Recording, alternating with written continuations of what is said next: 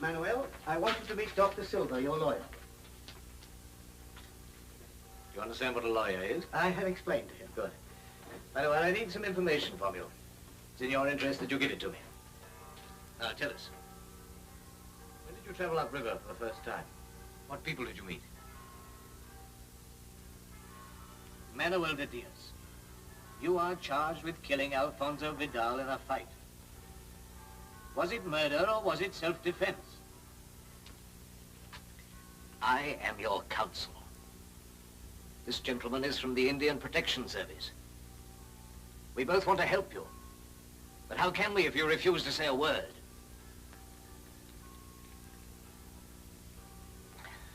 Manoel, who is Mr.? What is Canaima?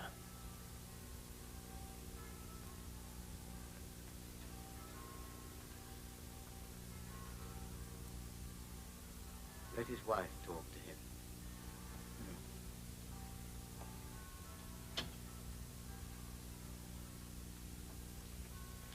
Senora, she understands.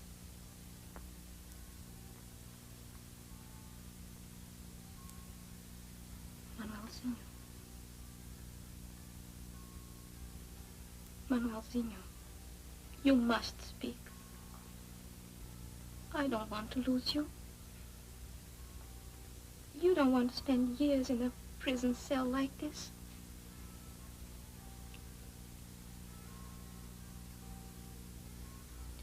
I have told them all I know, but I don't know things that happened before I met you. I have heard you speak of Mister in your sleep, but you never told me who he was. I don't know what Canaima means.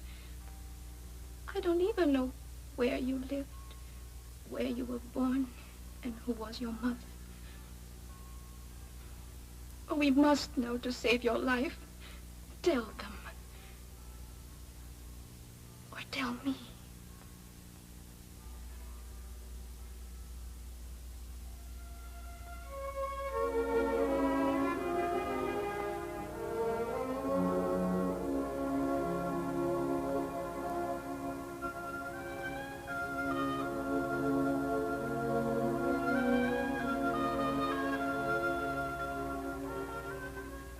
My country is Aracuna country, at the source of the river.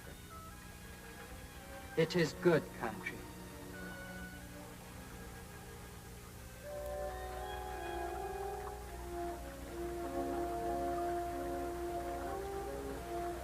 None of us knew that the river was so long and the world was so large. We thought everything ended beyond the mountains. My big brother Pedro had been there and had seen the land flatten out to meet the sky. I had two sisters, Ruri and Malia. My mother was young. My father died from a snake. We had all we wanted. We were happy. After the rains, Pedro took his big axe, which he had traded. He took the fire tube, and I went with him. It was time to make a garden. For an Indian, clearing the land and making a garden is like flying for a bird, like swimming for a fish. Every year I asked Pedro, when shall I be big enough to clear a garden for myself? The day he gave me his axe was a very important day. It was fine to have a brother like Pedro. Pedro knew everything. He knew how to talk to traders. He knew about cassava graters. This time there was a kind of a rock in the quartz. It was soft and yellow. Pedro said it was only good for white men. They liked the yellow stuff. I had never seen a white man. They sounded stupid. You asked me, what is Canaima? Who is Mister? Mister was a chieftain. He was bad. He was a thief. He had killed many men and made their sons Canaima. By our law, a man who cannot avenge himself is an outlaw. He is Canaima. Last year, Mister's wife had died, and now he was looking for a new wife. He asked for my mother. Even Pedro could do nothing against Mister. He had to agree.